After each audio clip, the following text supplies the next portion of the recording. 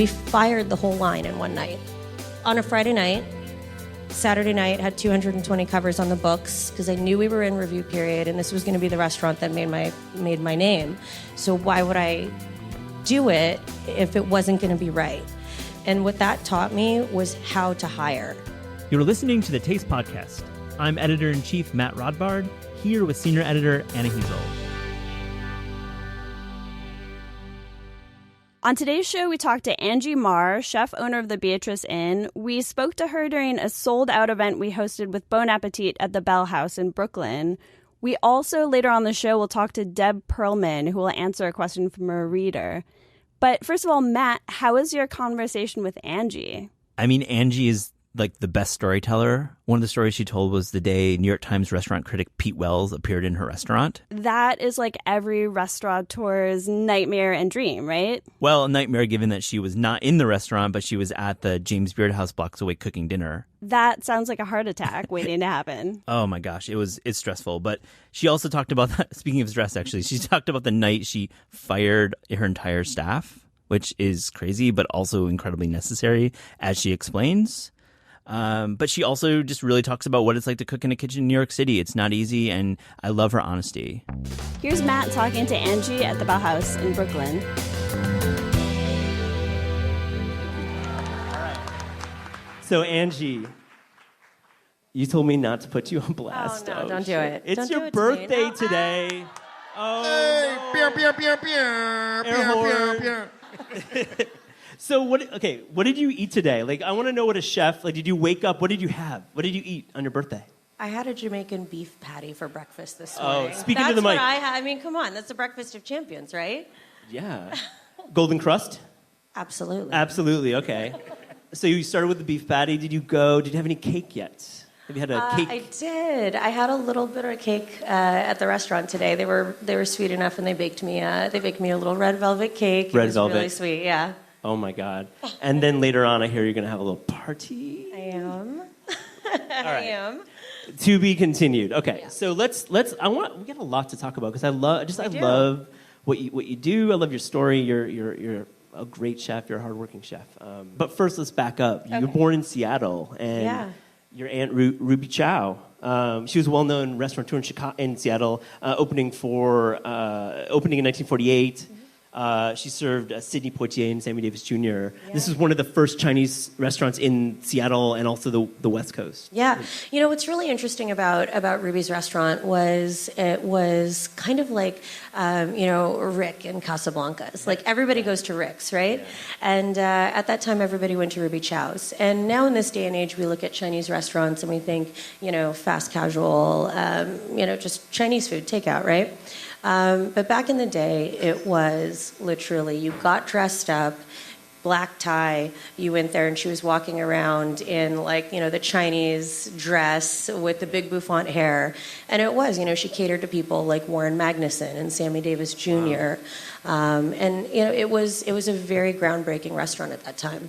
So what is the food like in 1948 Seattle? What kind of, what is the cuisine? Is it traditional Chinese cuisine? Is it what we call Chinese American cuisine? Yeah, it was traditional Chinese food. Her husband, Ping Chow, was from Canton. So it was a lot of Cantonese food. And actually, Tejal Rao from the Times was kind enough. Shout out to Tejal. Yeah, shout out to Tejal. We love her, by the way. She's one of my favorites.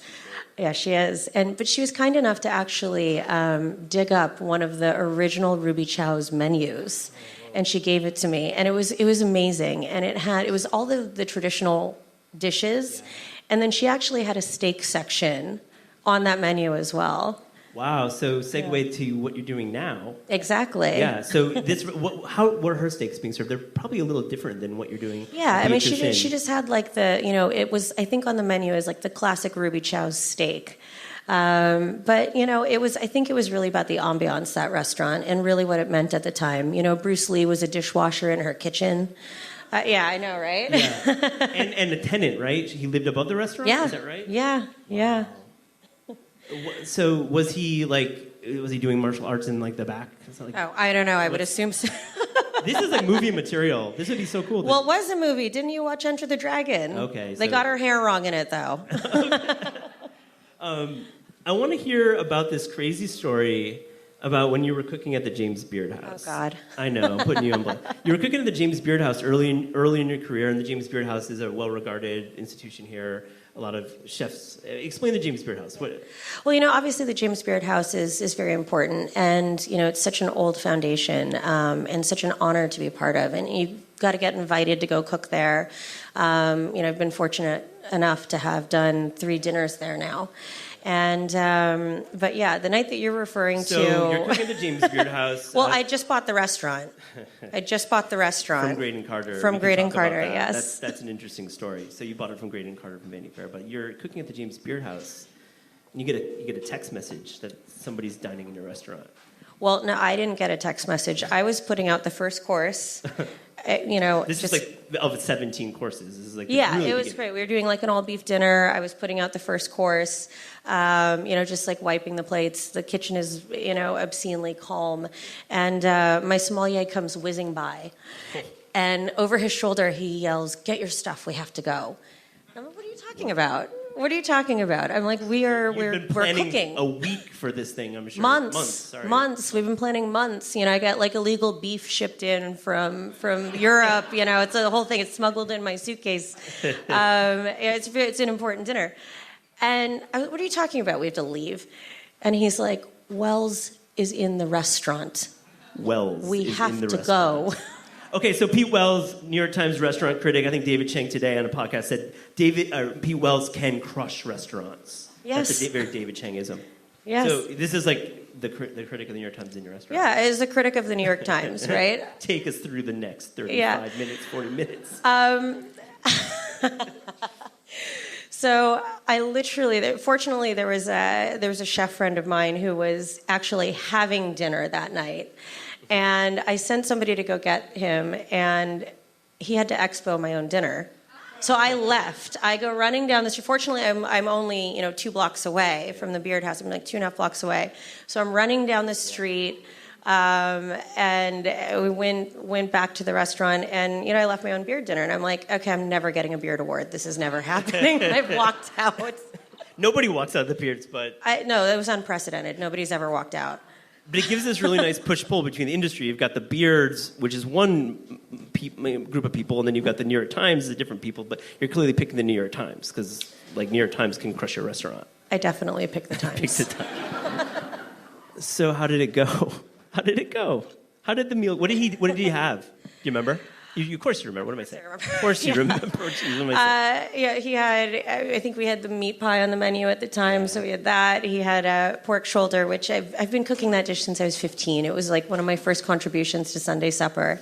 But he came before people ordered almost a whole menu. It was great. And he was there till like 4 a.m. Wait, that's a very lead. It was great. He was there till 4 a.m. I mean, Beatrice Inn. As were we all. Beatrice Inn stayed. He stayed. We all stayed. My father, who was in town, stayed till like 3 a.m, and we were just waiting for him. It was amazing. It was one of the greatest nights. There's a method to that guy's madness. So 2 stars, though, right? Yeah, no, it was Shout out 2 stars. Round of applause. Not easy. Not easy. Thank you. Oh. Thank you. Let's keep that going. Thank you, Donwell. Let's keep that going all night. I'm gonna read a quote from the New York Post because the New York Post is great. In August, 34-year-old Angie Mar, who had toiled at the West Village haunt as a chef since 2013, bought the Bee from Vanity Fair editor-in-chief. The first thing she did, scrub the place clean of its pretentiousness. Yeah. That's a great line. I've always known the Beatrice Inn before you were there as this club. Where you went. It's like Kate Moss broke her nose there, right? I think she got a bloody nose, and okay. I think they shut the whole thing down. But here's the thing, though. So the restaurant has a huge history. It was one of the first speakeasies in New York in the 1920s. The original door still exists there, which I think is amazing. And then it was an Italian restaurant for years. It was family owned. The Cardias had it for over 50 years. And then it was the club. I definitely wasn't cool enough to get in. I had to buy it to get in. So did you sneak in ever? No, same, not so cool enough. Gone. I never went. Come on. I saw it on last night's party, though. You remember last night's party? I saw lots of photos from last night's party. I never went there. Yeah, no, I never went. I wasn't cool enough to get in. I had to buy it, but then Graydon bought it, and I think that there is a level of expectation that comes when you have Graydon Carter's name attached to it, and and I love Graydon. He had been tremendously supportive, during my time there when I worked for him, and he and Anna Carter were tremendously supportive when I bought it. So, but at the end of the day, I wanted to create a restaurant that it would kind of be a return to the neighborhood. Yeah.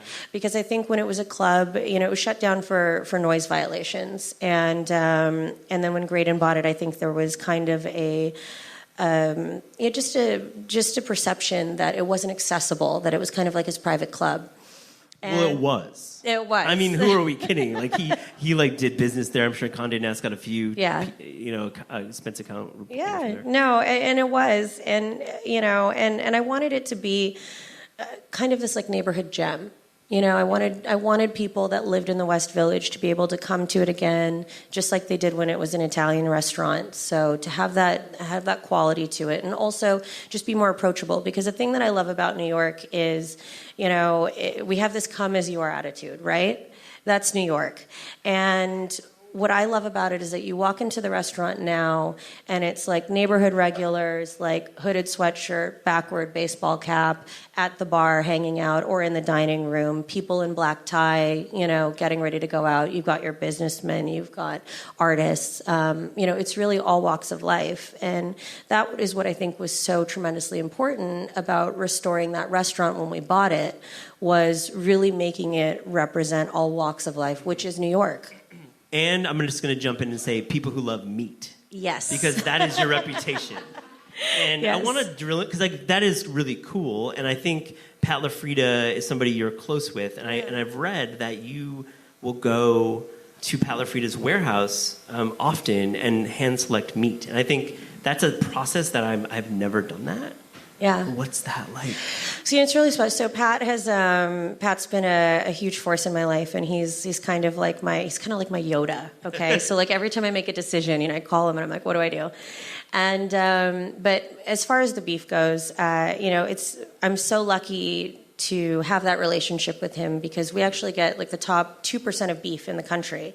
Wait, 2% of beef? The top 2% of beef. Yeah, so the highest tier that you can get, like that's what we have. And so, anytime the beef shipments come in, he will actually go and he'll handpick beef for our restaurant himself. And then it gets set aside. And then every other week I go up and then I handpick out of what he's picked for us. What are you looking for? How do you pick beef? Are you looking for a specific color? Are you tasting it raw? Yeah, I taste it raw. We'll go up there and we'll look at, fat content, marbling, size. It's everything. So there's this like meme around because of this meat thing, this kind of your expertise right now is meat. But when I was researching, I kept seeing the word badass. Angie Mar is a badass. And I was like, that's kind of cliche. Like, it's slightly gendered, too. How do you feel about being called a badass, like the woman doing meat is the badass? Because I feel like it's a little weird to me. Sorry. Is it? A little. Is it really? A little. I don't know. I mean, I typically just say thank you. I do. I say thank you. I do. It's fair. I don't know. Like, I feel like there's so much more that you're doing, and to say, I don't know, it just felt like a little... Somebody asked me that question the other day, and they said, do you feel that it's because you're a woman dealing with meat? And I was like, for me, food doesn't have a gender. I don't think it should. Really great food is just really great food, and that's what I really love about cooking and about about food and the art is it's just like it should be genderless, in my opinion. But as far as the word badass goes, no, I mean, I'm always very flattered. The term is always flattering to you. Okay. All right. It was just semantics, I guess we're going to say. Yeah. So I always ask this, what gets you up in the morning? Like, what gets you up in the morning every morning? Well, I own a business now, so I have to be up. It's I love going into the office. One of my favorite things. So I'm there all the time now, and it's so funny. I when I met Pat LaFrida, I was like, God, you never sleep. Like, you never sleep. What is that about? You never sleep. And then I bought the Beatrice, and I was like, okay, I get it now. Yeah. I get it. I was like chain smoking and, bought the restaurant and didn't sleep. But, we're so lucky to be able to feed people. Yeah. I think it's such a privilege. And, I say this time and time again. It's like, for me, some of my greatest memories come from being at a table. My greatest relationships, my greatest food memories, my greatest memories with my family, all of those things, they start around the table, right? So for me, to get to go in every day to a place that I love, to a place that I've made my home, and to be able to share that experience with others, and to have that privilege that they're coming into our home, and hopefully some of their greatest memories and their greatest relationships will start around one of our tables. Like, that's such an honor, you know? It really is. And I'd like to pick up where Tejal had written in her wonderful piece for the Times about your staff and how mentoring, I mean, she profiled a young woman, 19-year-old? Yeah, very young woman. Emma. So Emma, you really have a family there, of course, but also tell me about just like mentoring very young folks in the restaurant industry. Like what do you think about when you're hiring these individuals, and where do you want them to be in like 5 years? Yeah. It's really interesting because, I've never actually, I think people that are really close to me know this, I've never actually done an interview and talked about this before, but when I've owned the business for 2 years, and we relaunched in September of 2016. That's when I reopened. And when I bought the business, I didn't have a track record. Nobody knew who I was. They definitely, it's not like I had proven myself yet as a chef, as an owner, as a restaurateur, and I still am, But, I couldn't hire really talented people at that time because I didn't have that track record, right? So it wasn't like there were, a bunch of really talented, amazing young cooks or aspiring chefs that were knocking on my door wanting to work for me. And, so we were in review period and I hired a bunch of mercenary cooks, in it for the money, they didn't care about James Beard. What's the interview like? What are they knocking out? What can they do really well? Yeah, how skilled are you? Can you actually get the job done, right? And I figured, okay, I have to hire these people now so I can accomplish what I need to accomplish so I can then have the track record and hire and start to build, right? And it was a really huge wake-up call for me because, I care so much about the food, and I think as a creative, you're putting your soul and your heart out there on a plate. And, because they're, very much mercenaries and we're just in it for the money, they didn't care. And there was a point in time where, you saw it. And it started to reflect in the food. And I was in review period. Is it glances at each other? What are you seeing? It's funny because there's, I always say this, is that you can go to a restaurant and food can be executed perfectly. It can be seasoned perfectly. But if there's no soul, if there's no this in the food, it doesn't matter. Right? You're not going to have a really great meal. You know what I mean? Versus food that's really cooked with passion and gusto, and there's a story behind it, and there's love in it. It's completely different. But so that's where I kind of saw my kitchen going. Yeah. And my sous chef Nicole, who's amazing, by the way. If you guys ever are at events that I'm at or come into the restaurant, she's there every day. She's there probably more than I am now, and we fired the whole line in one night, which is Friday night. Okay, so yeah. We did. You fired your whole staff. Whole kitchen at night, fired every single one. You were here's your check, here's your check. On a Friday night. Saturday night had 220 covers on the books, and we were in review period. We were still waiting for our, the wells, the next visit. But that was the whole catalyst for that, is because I knew we were in review period, and this was going to be the restaurant that made my name. So why would I do it if it wasn't going to be right? So we let everybody go, and it was what we had to do, and we cooked ourselves. We both worked the line. We were in there prepping every day and working the line at night, and we started to restaff. And what that taught me was how to hire. Because I no longer was hiring people that it was just based off of skill. I was hiring people that they had integrity, and they might not have had the same skill level that I needed. That's fine. We can teach anybody how to cook. You can't teach that. You can't. And so we've rebuilt the kitchen since then. It was the best decision I could have ever made. Yeah. Is not, to not accept anything less than passion and greatness and integrity. Let's back up when you have 250 covers on a Saturday night and it's a union It suit. sucked. It was crazy. Like, what did you have to put it on the menu? Like, logistically, how did you turn out? No, that we ran the same menu. I called Anita Lowe and I said, Anita, do you have any extra cooks? I need some help. And she sent a couple people over, and that's what we did. That's what we did, and we did that for I think 4 months until we actually restaffed the kitchen. And, it was great. I don't think I've ever been that thin. So it was a great diet. I mean, then they're still there, a lot of these Yeah, they're still individuals. there. But what I'm saying is that to get back to your original question, which was the Tejal piece and mentoring, it was that incident that really showed me, okay, I have to rebuild this kitchen. I'm going to rebuild it from scratch, and I'm going to mentor every single person in this kitchen because it doesn't matter what skill level they were coming in at. We could teach them whatever we want, Right. but how bad did they want it? And if they wanted it really bad, then they were going to work hard and they were going to, put all that they had onto the plate, which is really what matters. Because at the end of the day, when you guys all come to the restaurant, right? Doesn't matter if I'm in the kitchen, doesn't matter, who's cooking your food. You care about what's on your plate, no? Yeah. Like, that's what matters. You care about what's on the plate. Is it delicious? Exactly. Is it delicious? Is it delicious? Is the service good? Is the ambiance amazing? Not does it look and is cool. The food, not does it look cool, but how does it make you feel? Yeah. Right? Yeah. What's the dish right now that you're doing that makes people feel the best? Oh, God. I mean, what are you in the mood for?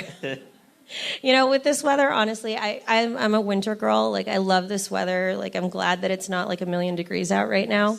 But one of my favorite dishes on the menu is the champignon de tête.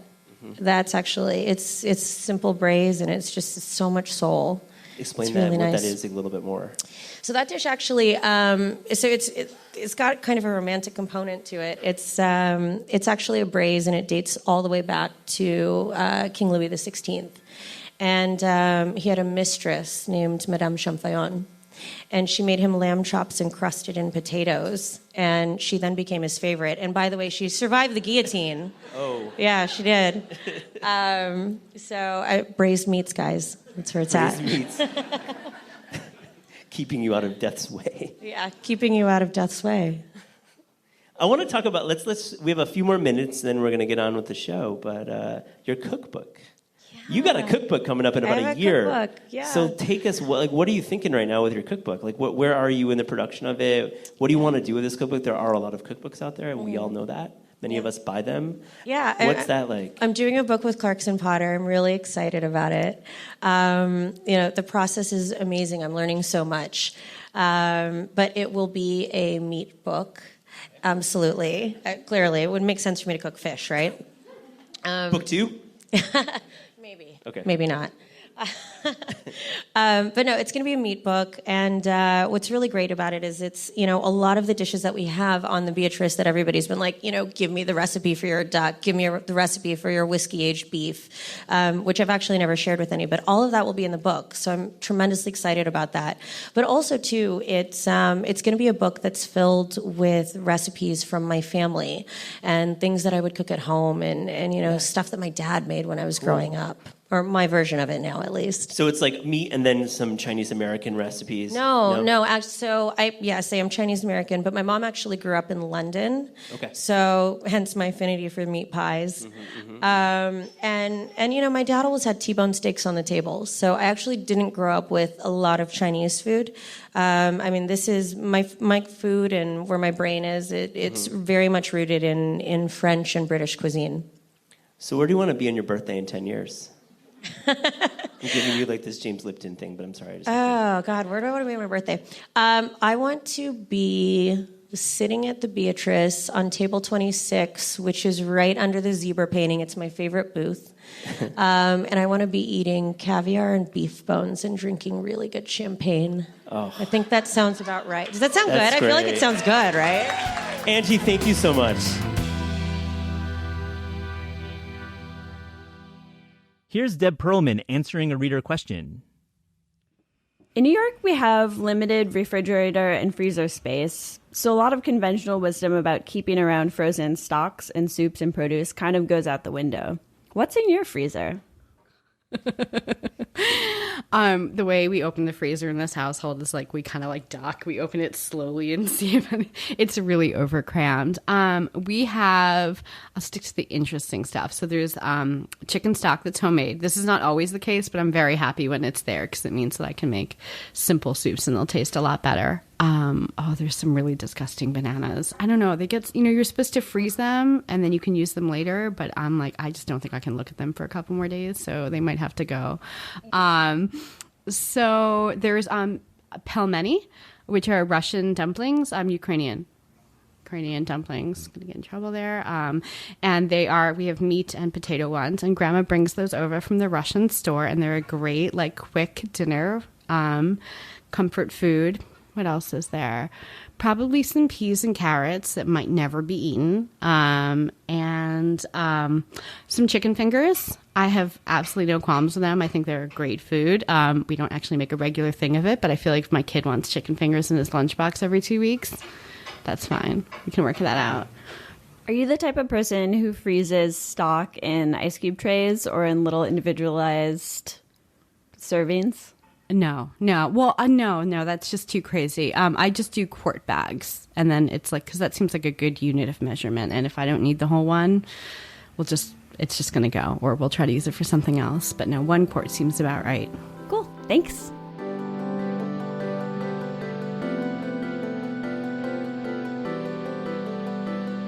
The Taste Podcast is hosted by Anna Heasel and myself, Matt Rodbard. It is produced by Gabrielle Lewis. Our theme music is by Steve Rydell. Confidence wine supplied by Smitten. Visit Taste online at tastecooking.com. Tune in next week.